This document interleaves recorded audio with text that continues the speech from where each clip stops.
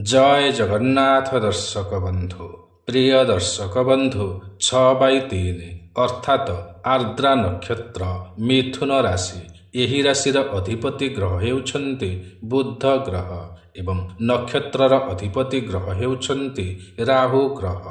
एमाने चतुष्पदी होइथान्ति मनुष्य गण होइथान्ति बुध क्षेत्री होइथान्ति एमानंकर स्थूल कपाल होइथाए बा बड़ मुंड होइथाए। एमाने गौरवर्णर होइथान्ति एमानंकर शरीर रे शिरा प्रशिरा देखा जाइथाए। एमाने परिवर्तनशील प्रकृतिर होइथान्ति प्रथमरु जेमिति थान्ति सर्वदा सेमिति रुहन्ति नाही। परिवेश और परिस्थिति को देखि एमाने परिवर्तन होई जान्ति। एमाने रागी स्वभावर होइथान्ति। एमाने पूर्व जन्मर एक अतृप्त इच्छा को लेकिन ही जन्म नहीं थान्ते अर्थात एमानंकर जेउ इच्छा जेउ सुख पूर्व जन्म रे पाई न थान्ते ताहा ए जन्म रे पाइबा पाई इच्छा रखि थान्ते। एमाने बहुत इमोशनाल होई थान्ते छोट पिलांक परि एमाने बेले बेले रागी जान्ते एवं बेले बेले बहुत दुख करि थान्ते। बेले बेले एमाने मध्य बहुत हसी थान्ते। एमाने कठिन परिश्रमी होई थान्ते। एमाने समस्तंकर विश्वासी होई थान्ते एवं एमाने बहुत लोकप्रिय मध्य होई थान्ते। एमाने अनेक लोकमानंकु साहाय्य व सहयोग करिथान्ते। एमाने जेतिकी निरीह सेतिकी त्यागी मध्य होई थान्ते। एमाने किछि क्षेत्र रे भयालु मध्य होई थान्ते। एमाने अन्यर मन कथा को सहजरे जानी पारंती। एमाने संदेही होई थान्ते। एमाने भल श्रोताटिए होई थान्ते जहा सुनंती ताहा मने रखिबा सहित एमानंकर ज्ञान मध्य बढ़ी थाए। एमाने छोट पिलामानंकु बहुत भल पाई थान्ते। एमाने भल आविष्कार करि पारंती एवं पुरुणा जिनिस को भल नुआ रूप देई पारंती बा भल मोडिफाई करि पारंती। एमाने दुखी होई थान्ते। एमाने ज्ञान पिपासु होई थान्ते बा भल भल नुआ नुआ ज्ञान आहरण करिबार इच्छा एमानंक ठारे अधिक रही थाए। एमाने जे कोनोसी कार्य करिथान्ते बड़ दायित्वर सहकारे करिथान्ते। एमानंकर तीक्ष्ण स्मरण शक्ति रही थाए सबु किछि अति सहजरे मने रखि पारंती। एमाने पराधीन अपेक्षा स्वाधीन भावरे रोजगार करिबाकू बहुत पसंद करिथान्ते बा निज स्वाधीनर कार्य करिबाकू पसंद करिथान्ते। केही एमानंकु भूल कहिले एमाने जुक्ति करिथान्ते।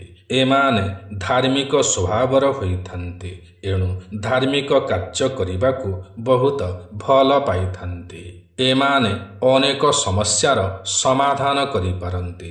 एमानंकर विवाह शीघ्र होइगले यथा 27 वर्ष भितर होइगले विवाह विच्छेद घटी थाए एवं एमानंकर विवाह विलंबरे हेले यथा 30 रु 32 वर्ष परे हेले विवाह संपर्क स्थिर होइथाए। एमाने शांति प्रिय होइथान्ते एवं बहुत खर्ची मध्य होइथान्ते। एमाने बुद्धिमान होइथान्ते एवं साहाय्यकारी होइथान्ते। समस्त प्रकारर वस्तुरे एमानंकर लोभ रहिथाए। एमाने भल गवेषक होइथान्ते। एमाने उच्च पदवी पाइथान्ते ओ समस्तंकु निजर आयतरे रखि पारन्ते। एमाने जुक्ति तर्क करिथान्ते। एमाने मातृप्रिय होइथान्ते बा मांकु बहुत भल पाइथान्ते। एमाने बुद्धिमान लोकंकु बहुत पसंद करिथान्ते। एमाने पशु प्रिय होइथान्ते। समस्त पशुमानंकु बहुत भल पाइथान्ते। एमानंकर 32 रु 42 वर्ष भितर क्यारियर रे उन्नति होइथाए। एमाने विपद समय रे बा असुविधा समय रे लोकमानंकु साहाय्य करिथान्ते बा रिलीफ बंटन करिथान्ते। एमानंकर दांत रोग श्वास रोग कान रोग देखा देइथाए। एमाने जल तत्वर राशि अटन्ते। एमानंकर शुभ दिग नैऋत कोण बा दक्षिण पश्चिम कोण एवं पश्चिम दिग अत्यंत शुभ होइथाए। एमानंकर शुभ देवता हेउछन्ति ଦୁର୍ଗା ମାତା ଏବଂ ଶିବ ଭଗବାନ। ଏମାନେ ରାହୁ ମହାଦଶାରେ ଜନ୍ମ ହୋଇଥାନ୍ତି ବା ଏମାନଙ୍କର ଜନ୍ମ ସମୟକୁ ରାହୁ ମହାଦଶା କିଛି ବାକି ରହିଥାଏ। ଏମାନଙ୍କ ପାଇଁ ଶୁଭ ବାର ହେଉଛି ସୋମବାର, ମଙ୍ଗଳବାର ଓ ଶନିବାର। ଏମାନଙ୍କର ଶୁଭ ରଙ୍ଗ ହେଉଛି ଗ୍ରୀନ୍ ବା ସବୁଜ ରଙ୍ଗ। ଶୁଭ ସଂଖ୍ୟା ହେଉଛି 4 ଓ 6। ଏମାନଙ୍କ ପାଇଁ ଶୁଭ ମନ୍ତ୍ର ହେଉଛି ଗଣେଶ ମନ୍ତ୍ର, ଶିବ ମନ୍ତ୍ର, ରୁଦ୍ରାଭିଷେକ। କୌଣସି ବି ଅସୁବିଧା ସମୟରେ ଏମାନେ ଶିବ ଭଗବାନଙ୍କୁ ବା ରୁଦ୍ର ଭଗବାନଙ୍କୁ ସ୍ମରଣ କଲେ ଏମାନଙ୍କର ସମସ୍ତ ରିଷ୍ଟ ଖଣ୍ଡନ ହୋଇଥାଏ। ଏମାନଙ୍କର ବ୍ୟବହାର ଅତି ଭଲ ହୋଇଥାଏ, ଶାନ୍ତିପୂର୍ଣ୍ଣ ହୋଇଥାଏ। ଏମାନେ ସାହାଯ୍ୟକାରୀଙ୍କୁ ଭୁଲି ଯାଆନ୍ତି। ଏପରି କରିବା ଏମାନଙ୍କ ପାଇଁ ଠିକ୍ ନୁହେଁ। ଏମାନେ କଠିନ ପରିସ୍ଥିତିରେ ନିଜ ମନକୁ ସ୍ଥିର ରଖିପାରନ୍ତି। ଏମାନେ ଏତେ ଶୀଘ୍ର ଭାଙ୍ଗି ପଡ଼ନ୍ତି ନାହିଁ। ଏମାନେ ଅନ୍ୟର ଓପିନିଅନକୁ ଧ୍ୟାନର ସହକାରେ ଶୁଣିଥାନ୍ତି, କିନ୍ତୁ ଏମାନେ ନିଜର ଇଚ୍ଛାରେ ହିଁ କାର୍ଯ୍ୟ କରିଥାନ୍ତି। କିପରି ସରଳ ଭାବରେ ଜୀବନ ବିତାଇବାକୁ ପଡ଼ିଥାଏ ଏକଥା ଏମାନଙ୍କୁ ଭଲ ଭାବରେ ଜଣା ହୋଇଥାଏ। ଏମାନେ ଯେତିକି ଚତୁର ହୋଇଥାନ୍ତି ସେତିକି ବୁଦ୍ଧିମାନ ମଧ୍ୟ ହୋଇଥାନ୍ତି। ଏମାନେ ହସ ଥଟ୍ଟା ମଜାରେ ଜୀବନ ବିତାଇବାକୁ ପସନ୍ଦ କରିଥାନ୍ତି। ଏମାନେ କୌଣସି ନିର୍ଣ୍ଣୟ ଖୁବ୍ ଶୀଘ୍ର ନେଇଥାନ୍ତି। ଏମାନଙ୍କୁ ଦେଶ ଅପେକ୍ଷା ବିଦେଶରେ ବେଶୀ ସଫଳତା ମିଳିଥାଏ ଅବା ଘରଠାରୁ ଦୂରରେ ରହିଲେ ସଫଳତା ଅଧିକ ମିଳିଥାଏ। ଏମାନେ ଭଲ ବ୍ୟବସାୟୀ ହୋଇପାରନ୍ତି ଓ ଭଲ ରାଜନେତା ମଧ୍ୟ ହୋଇପାରନ୍ତି। ତେବେ ପ୍ରିୟ ଦର୍ଶକ ବନ୍ଧୁ, ଏହା ତ ଥିଲା 6/3 ଆର୍ଦ୍ରା ନକ୍ଷତ୍ର ମିଥୁନ ରାଶି ବିଷୟରେ।